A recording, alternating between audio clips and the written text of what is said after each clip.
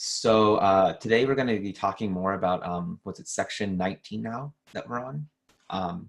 So just know section 19 is about our statistical distributions. So we talked about statistical distributions last module, like the end of that. And we didn't talk too deeply into it other than the normal distribution. And so what today's kind of in this section is basically going deeper into saying, okay, here's the other distributions, common ones that we'll see. And basically use that information to do like hypothesis testing. That's what it'll lead into next. And we can also think of like doing simulations and stuff.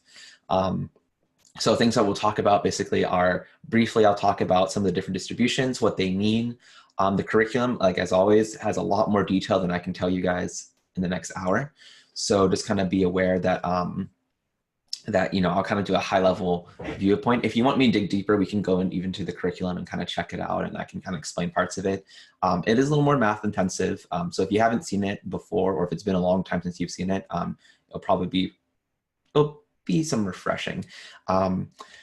What was it? But that will lead us into basically our hypothesis testing, and we can talk about confidence intervals, sampling, and all that. So for example, most of the time when we talk about data, we don't know what the true population looks like. And so we have to infer from what we get from our distributions to figure out our sampling to figure out what the population likely is. Now, we could never really know for sure if we have the exact thing, and that's how we get something called a confidence interval. And we'll talk about that today too. But our confidence interval basically just says how likely we actually captured, quote unquote, captured the population mean within our sample. Because it could be possible our sample was, if it's random, it could just been by pure chance that we didn't get a true representative of it. Oh, hi, is it Matan? Is that right? Yeah, cool. I'm glad you can join us. Yeah, go ahead and you're welcome to watch along and everything like that. Okay, so yeah, again, we'll talk about confidence intervals, and then we'll talk about something called a t-distribution, which a t-distribution is pretty useful. Basically allows us to like think of a normal distribution with our sample and basically kind of compare that. But because we're using a sample, meaning a small subsection of the population, we can't say it's actually normal. Okay, so let's get into it. And let's see here. I'll go ahead and share my screen. Oh, looks like I might have lost Jonathan. That's okay. He said his internet was not doing too great. Okay. One day, guys, I will get this much faster. There we go. Okay, so let's hear. Can you guys see my screen now? Cool, there you guys are. For some reason, disappear when you when I start sharing. All right. So the first thing we basically, like I said, statistical distributions, and that's how section 19 really starts off. It says, all right, there's statistical distributions. What does that look like? And the main thing you have to know is that, or I should say you have to know, but the thing that I like to emphasize is that whenever we do any kind of statistics, that really is using, it's basically trying to summarize what we're, like the data. And the data, like I like to always say, is like the data are the truth. Like that is in a sense, like, even if it's not accurately what we want to predict or something, if it was incorrectly formatted, you don't know that kind of stuff. And in fact, you might even expect those kind of things to have slight variations and stuff like that. So in a way, when we do statistics, any statistics that we do, it's a summarization. It's some way to try to describe what, quote unquote, the true values are. It's arguable to say if those true values even exist, but that's a whole more philosophy kind of deal. But the point is that our statistics helps us summarize this information, and distributions do the same exact thing. Basically, it's describing it summarizes the probability of events within a system or a group of events. So you can think of it like a coin flip. So for example, we like to say, a coin flip is a 50-50 chance, but for example, we don't really know if that's 100% true. So the way you can test this out, could be like the more scientific way of trying to like really take apart the coin and trying to figure out all the different dimensions and see, oh, well, when you flip it, what kind of spin does it give? Does it matter about air resistance? Does there tend to be a tendency for one side or the other? And that's kind of like the very essentially like scientific aspect. And even for something as simple as a coin flip is actually really, really complicated. And so that can be really difficult to actually tease out. And this is actually where statistics comes in. It's like, well, okay, instead of saying, well, I don't really know what the science is of coin flipping is, instead what you can do, you can basically, let me just keep flipping the coin and just see what happens, right? And this is a statistic that's really more of a descriptive view of the world. And later on, we'll talk about like Bayes' theorem and Bayes, and he had, we'll talk about a Bayesian view.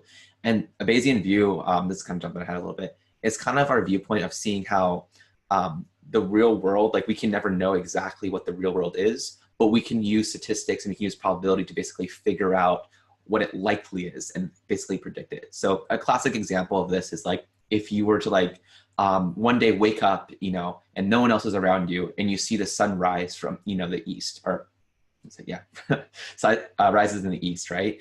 And you see it rise up and you're like, okay, cool. And then the next day it rises again. You're like, oh, well, maybe this happens every single day. So, but you're not for sure if it happens every day. So you kind of wait, you know, the next day you see it rise again, and over and over and over again, it happens every single day of your life. And, you know, you never know for sure if like, maybe those are just all coincidences, maybe it just happen to be every single day.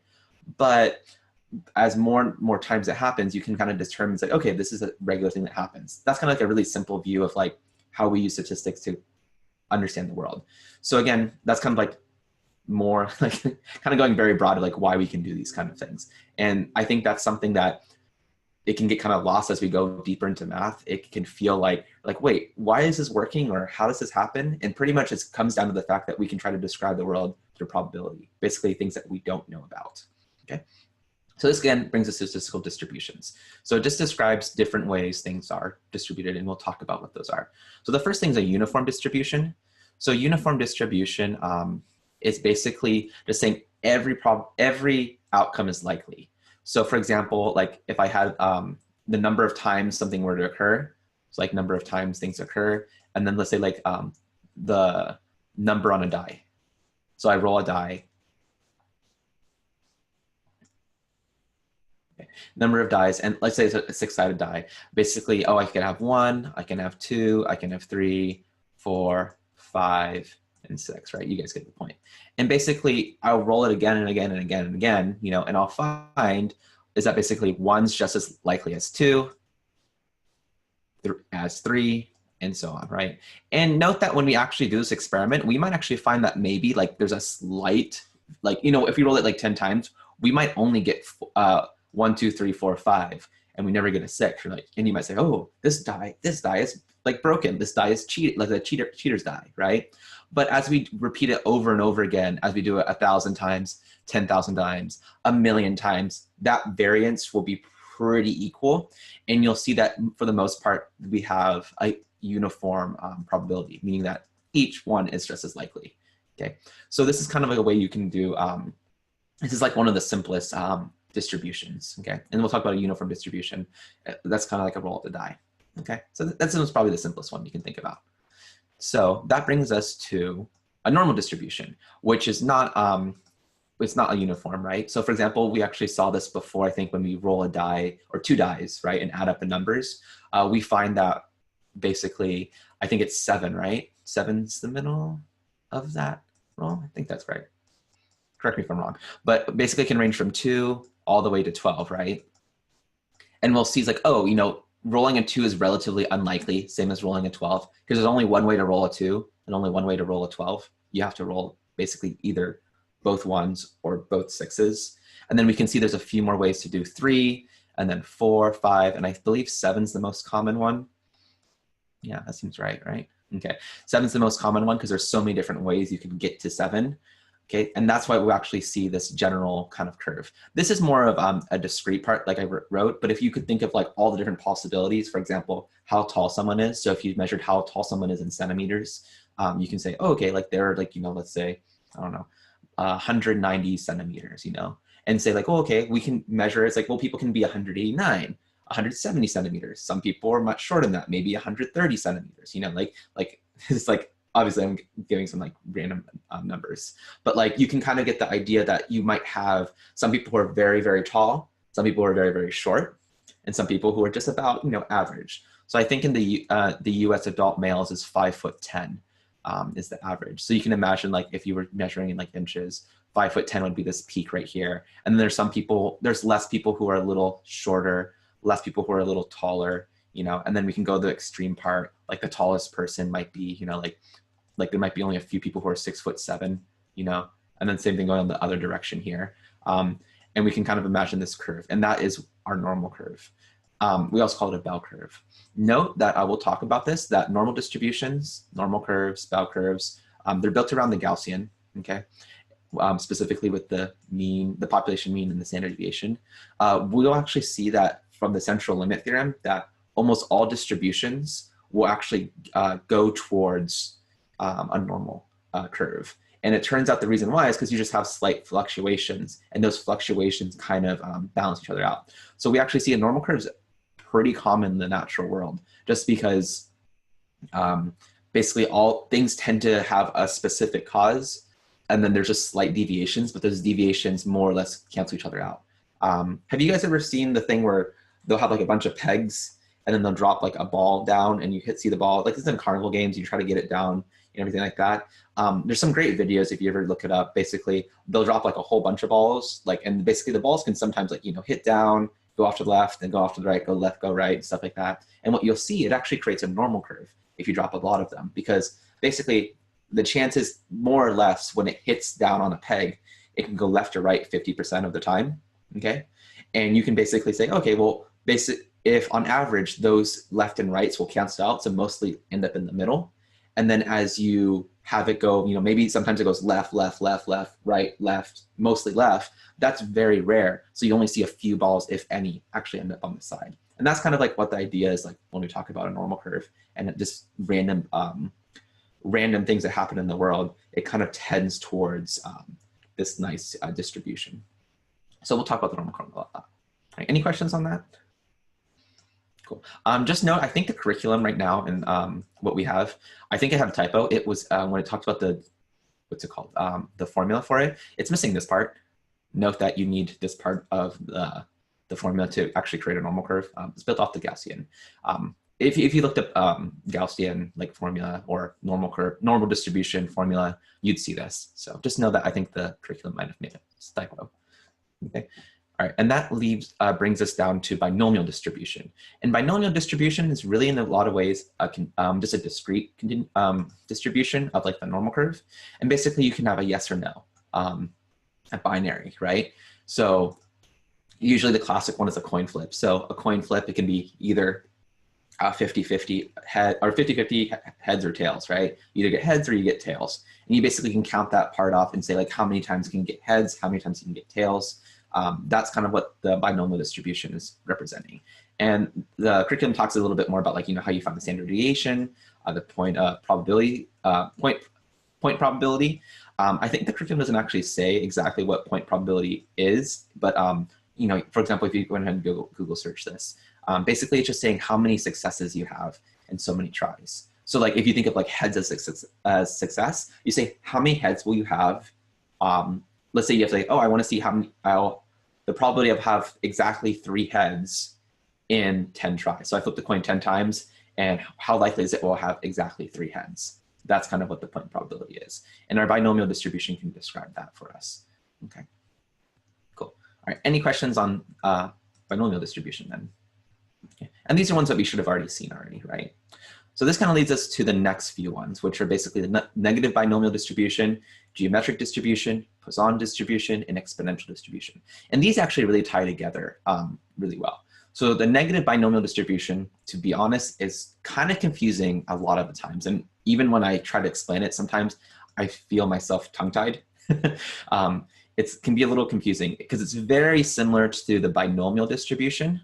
But the way you can kind of think about this, or at least the way I think about it, is basically, in a binomial distribution, we'll say how many times do you get exactly 3 heads after 10 flips, okay? And that will give us a probability.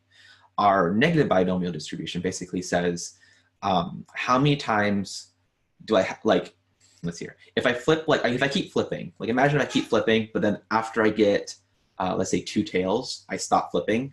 So the idea is let's say we have a little game. It's like, okay, we're gonna flip a coin and we're going to see how many times you can get heads without getting tails twice. So you kind of have like, or let's say 3 times, like 3 strikes you're out. So I flip once, I get heads, flip again, I get heads, flip again. Oh, I got tails. That's my first strike.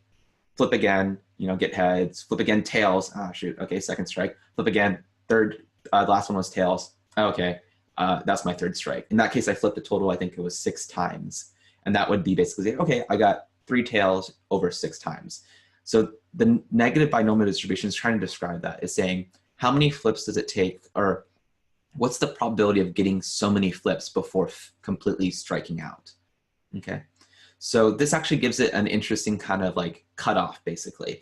And it seems very similar to binomial distribution because you think, oh, I'll flip the coin 10 times and see how many heads I have. So like say, oh, probability of having 3 heads over 10 flips.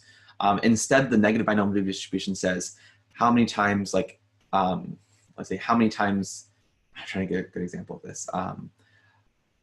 Let's see here. The number of times you'll get heads within a number of events. And you can really think of it as like stopping. And I think that's the best way I can kind of like give an overall view. Does that make sense? Or you guys have any questions on that? If the binomial distribution is what's the probability of getting 3 heads in 10 flips, negative would be what's the probability of reaching 10 flips within 3 heads, like. Yeah, like basically it's like, will your 3rd heads be like, what's the probability of getting exactly the 3rd head on the 10th flip? Okay. So it's kind of like, that's kind of like when they talk about you're measuring success or failure, but in a binary situation, a success is just the opposite of failure. So you can count either way. So we can think of like, you know, getting like, let's say getting 3 heads is a success, right? So we can say, okay, how many flips does it take for us to get to exactly 3 heads to that success part, right? So you can think of it like, and that's when you stop. So you can say, okay, will my 3rd heads be on the 10th flip? What's the probability of that? Will my 3rd heads be on the 4th flip? What's the probability of that? That's the negative binomial distribution. It's subtle, but they're related. Okay. Hopefully that kind of clears up. That was good, Assad. Oh, I think, yeah, go ahead. Sorry, it's just putting another condition on the experiment, right? Right. It's kind of like saying, yeah, you can think of it like putting a condition. We're kind of like saying, instead of saying, oh, we'll get exactly 10 or 3 head flips within 10, we're saying, okay, when will it exactly stop? And this will lead us into the geometric distribution, which is a special case of the negative binomial, and then actually leads us into Poisson and exponential. They're kind of related in that way. But yeah, you can think of it like almost putting this extra condition, being like, oh, it has, when we get this condition, we stop the experiment. Okay, cool, good. Sounds like you guys got it, so I'll move on to the next part. So the next one is geometric distribution, which is pretty much the same thing. I actually feel like this is a lot easier to explain at first, but it's essentially a subset of the negative binomial distribution. Note that the curriculum goes into more detail about some of the equations and stuff like that. I don't want to throw you guys a bunch of equations on here because, you know, they're essentially numbers and stuff, but definitely read through the curriculum, make sure you understand where those, how you can build those different parts of the distribution, for example, the sample or like the point probability and stuff like that.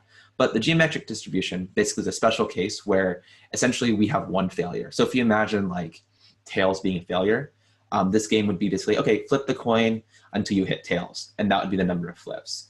So basically we're saying the probability of the number of flips we have until we hit 1 tails. So that's kind of like, it's like our cutoff. So it's kind of like, you can imagine like that 1 strike and you're out. Okay. Pretty straightforward, I think, right? But at least compared to the negative binomial distribution, it's basically just like, oh, keep flipping until you hit that 1 failure. And you could think of it as success, or, you know, for example, like sometimes there'll be phrases saying, oh, getting exactly 9 heads in 10 flips, you know, which with this condition where we stop on, you know, when we hit tails. But it's the same thing as saying 10 flips until we hit tails. So just know it's can be phrased a little differently. It's the same distribution. Okay. And the reason why it's called geometric is that basically the equation is a geometric series, so it's being multiplied. If you guys remember geometric series, basically it's a number being multiplied again and again and again and again. That's kind of what's going on with that's what we call it, geometric distribution. Okay. All right, so this leads us to the next two, Poisson, which I believe I'm pronouncing that right, but French, so I'm not French, so I don't speak any French, so I always butcher that. But I always think Poisson when I see it, but Poisson. And basically it's a continuous version, and usually that means it's related to time. So you can think of it like the continuous version of the binomial distribution, saying, so for example, I think the curriculum says something along the lines like 20 customers walk into a store every hour. You know, what's the probability that the next hour 25 customers will walk into the store? So you can kind of think of that saying, okay, we can adjust the time. You can also adjust the time being like into smaller and smaller parts. I believe, in fact, if we take the limit, I think this curriculum actually goes into detail of like, if you take the equation for the binomial distribution and take it to the limit, as basically making time smaller and smaller and smaller and smaller, because you can think of it like, oh, we can think of like an hour, or you think of like half hour, or 15 minutes, or 10 minutes, or a minute, or a second. You know, you can kind of go smaller and smaller and smaller. We end up getting the distribution, Poisson distribution. So just kind of know that's what it's related to.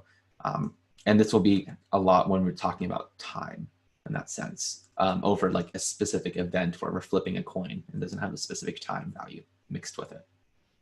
Okay, cool. All right, so that'll move on to the next part then. Exponential distribution. This is kind of like, in the same way that the negative binomial distribution is like kind of like the stopper for binomial distribution, the exponential distribution is kind of like the stopper for the Poisson distribution. So basically the same thing happens where like, when a certain event occurs, that's when we'll stop the thing. So like maybe, how long can we go until a customer walks into the store? That'd be kind of like the exponential distribution. And based on whatever experience you have, for example, oh, 20 customers walk into the store within an hour. What's the probability of going 30 minutes without a customer walking into the store? So that's the kind of like thing you would look at exponential distribution. And again, it's a continuous one. Okay, so those are our main ones that the curriculum goes through. And these are probably like the most common ones. There are other distributions you can talk about, but these kind of naturally flow out of just the nature of the, you know, how the world works. Again, normal distribution is kind of like our gold standard of being like, we love the normal distribution because we can do some nice math on it. And things tend to go towards a normal distribution, but in particular, Poisson and exponential distributions, those are important when we think about like time and stopping factors. So things that are more continuous. There's a slightly different way of looking at it, but those are kind of like the most common ones, if that makes sense. And of course we have the uniform. Uniform is like when anything's just as likely as anything else, which, you know, I think in a way, everything is built on the uniform distribution, uniform random. It's just that when we start combining uniform random, we get things like the normal distribution, or we can get like, you know, for example, a Poisson distribution if we have the idea of like a binomial taken over infinite time, or infinitesimally small time. All right. Any questions about any of these distributions? Okay, cool. All right. So there's a lot going on in this part. So I'm going to think, what do I want to talk about? So, oh yeah, we'll talk about sampling. So the main things on parts in here, I was originally going to write more of a, like usually I'll have my notebooks and stuff write these out, but I felt like the curriculum does a pretty good job just explaining parts of it. So I'm just going to kind of briefly talk about it, kind of walking through the curriculum and what that looks like.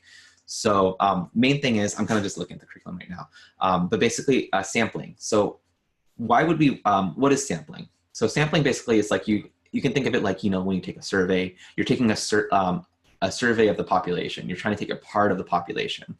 So obviously the reason why we do this, well, what are the reasons why don't we just like survey everyone? Like if I wanted to know who is the most popular superhero, why can't I just survey everyone?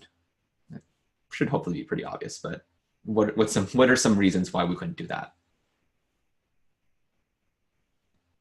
So it's just not feasible. It's not feasible, meaning that like it takes so many more resources and everything like that. Some other reasons, it might be really expensive, you know, if you try to do a survey. So for example, the census in the US 2020 is coming up.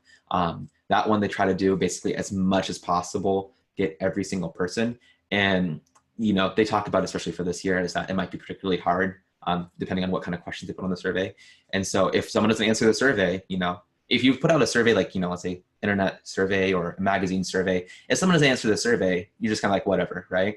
But the census tries to actually, like, if you don't answer the survey, they'll actually come and say, hey, they'll come knock on your door and say, hey, we'd love for you to fill out the survey. Like, we need you to fill this out. And so that ends up being really, really expensive.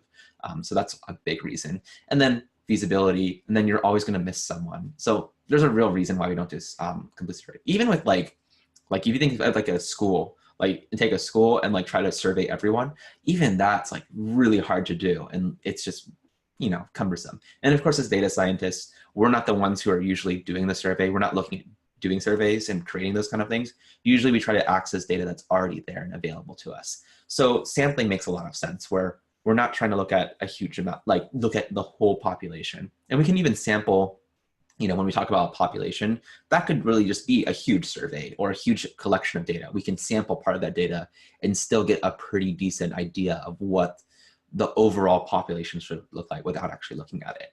So the curriculum goes through basically an example where they use a Titanic manifest, or I don't know what it's called exactly, but you can actually find this on Kaggle. It's a pretty famous data set. And basically it talks about the different passengers, what their ages are, if they're male or female, all that stuff. I think it even talks about like where they were on the ship.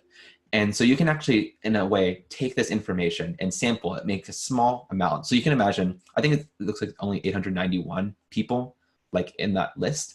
But if you imagine if you had like a huge, huge list, maybe you could do a little sample of it and just, because it would take too much processing power. So you take a sample and you can actually try to figure this out. Now, if I took the mean or, the average and all that stuff from like a random sample, and it's important to say it's random, right? So everyone's just as likely to be picked. And I get that mean. Let's say we get the average age is, in this case, they say 27.7. So about 28 years old was the average age. Now, is that the real age, like the real average age of the ship? Maybe it's close. Maybe it's way far off. It's kind of hard to tell in that sense, right? And so they kind of walks through and says, okay, let's do multiple samples. And they kind of go through this whole thing. And they actually do the whole histogram of basically running multiple, I think it ends up doing about 10,000, looks like. So about 10,000 runs of trying to randomly sample 50 people at a time and just seeing what those sums are. And you can see that sometimes we get, really small samples of 22 years old. We can get really large samples. I think this one's almost at 39, 40 years old. And then, but you see in general, it tends to be hovering around the 30 age, right? About 30 years old. And so you can see this, right? Excuse me. You can see as we sample over and over and over again, this looks very close to a normal curve. And it turns out there's actually a mathematical reason why we see this normal curve. And like I said, basically just random chance is that we'll tend to go towards this central limit. Basically, we'll get closer and closer to the mean. So as you take like, they put 10,000 in here, but if you put maybe like 100,000 or even like 1,000,000 times, this will become smoother and smoother, and you'll see the ones that are very unlikely become less and less prominent. Okay, so they're just kind of showing you through like, what this looks like and why we can do samples. But note that every time you do a sample, even though you're likely to be up in this middle here, you're just as likely to, not just as likely, but you can end up being on this far tail. And so that's why we have to be careful with like when we do a sample, saying like, well, okay, is this likely? How likely is it that I'm here versus out here? And that's what leads us into confidence intervals, okay? Any questions about like how they did this, excuse me, how they did this sampling right here? No? Okay, cool. Definitely go through the curriculum, it kind of walks it through. But our next thing is our confidence interval. I'm sorry. Do a central limit there? Is that first? Oh, I'm sorry, we talked about sample. Okay, so this is kind of mentioned. I'm going to mention this really briefly. The central limit theorem basically just says as we take more and more, like we either take bigger and bigger samples or sample over and over and over again kind of deal, we actually end up getting a normal distribution. So this is actually really great because once we get the normal if we get the normal distribution, we actually can do a lot of easy math on it. When we don't have a normal distribution, it just can sometimes be more difficult. But basically it comes down to the fact that just like we say with the balls, when you drop the balls down and they kind of they tend to go towards the middle because they go left and right just as equally as they go, they're just likely to go left as they are right. So they kind of balance each other out and they go towards the middle. And then they can go left, left, left, left. But that's just not as likely. You know, it can happen, but not very few actually do. So again, that's really what the central limit theorem is saying. It seems like a really simple idea, but it's actually really powerful for us to be able to actually do statistics and actually do observations. Okay. All right. No questions on the central limit theorem then. This part of the section is really small, so you don't have to. It's pretty straightforward, I think, once you kind of think about it a little bit. Okay. So next is basically, I just wanted to show you guys what this looks like. In the curriculum itself, they go through sampling statistics. Has anyone gone through this part yet? Thumbs up if you have.